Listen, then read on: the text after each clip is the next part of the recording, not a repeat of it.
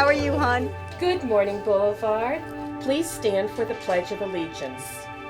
Everybody wants to do what's best for kids. That's why we got in the business. With the checks and balances of RTI and the systems that you put in place, that's what happens.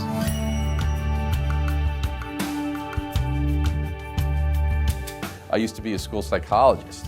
I was so frustrated because the material was so difficult. The student, he wasn't learning disabled, he was curriculum disabled. That was the problem. It was never fair. It was never fair. We did it for years and years, the old style of going into the classrooms and pushing it. Hard part was the data showed it didn't work.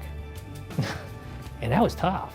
And that's where I think the data has no emotion. Right, exactly. You put the data on the table, it speaks for itself. Kim, tell her what the benchmark was. 32. He went from 8 to 32. So he's still emerging, but The data meetings truly is almost like a child study. We're really zeroing in on the child's data, moving things around, moving the program around, maybe increasing services and stuff like that. that makes him high emerging, which is great. He's the first one to start reading. He's the first one to figure out the word. I've seen a huge difference in his attitude when it comes to learning. We do it by grade levels, so it's all the grade level teachers, and it's all the reading specialists, and our reading coach, and myself.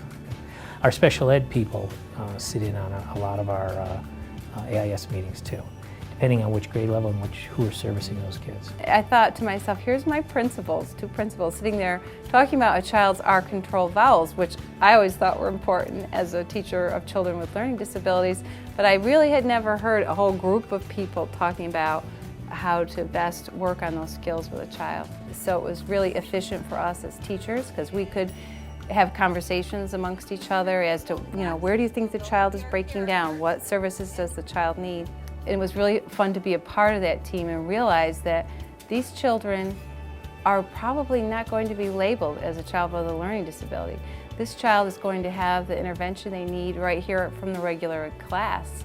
So it's very exciting. We start out with the big picture of how is the whole class doing in general, and about every 6 weeks we meet with a team of AIS providers, our reading coach, the principals, the other second grade teachers. The communication is huge, and it really does make the program work a lot better when we're all on the same page. We can form and reform our groups depending upon what the needs of the students are and how they're progressing or not progressing. We have a dedicated 30-minute block during which teachers can differentiate because they can group children according to their needs. Maybe guided reading groups, it may be working on skills. For the children that are where they should be, those children get extension activities or enrichment activities. So everybody is benefiting from that time. I think the number one thing that needs to be in place for an effective RTI is a good core reading program. There's less kids coming to child study because of the core program and the resources that we have, the time blocks that are available, the extra staff that we have, all that works together to help kids succeed and achieve. When we started many years ago, we were only reaching about 47% of our kids. Now, you can't run an effective RTI program servicing 50% of your kids. You can't do it. You got to find a core reading program that's going to meet a huge majority of your kids. We switched to a new core and the training that goes with it. And so now when we're doing the data research, we have less kids because the core is reaching them. One of the hardest things that principals need to do is put a schedule together. And it's extremely cumbersome, and what happens a lot of times is schedules interfere with education.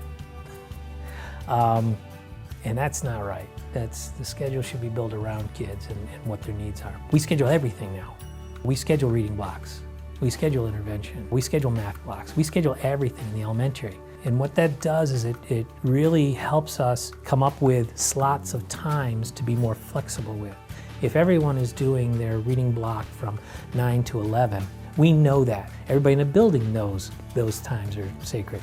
So we get less class interruptions, which is always a key. But also, if we want to do training, we know we don't do it during those blocks.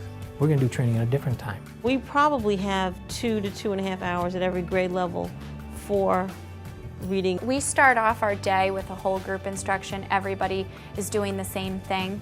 And then we have about a half hour of AIS time where some students will leave and get service provided by a reading specialist.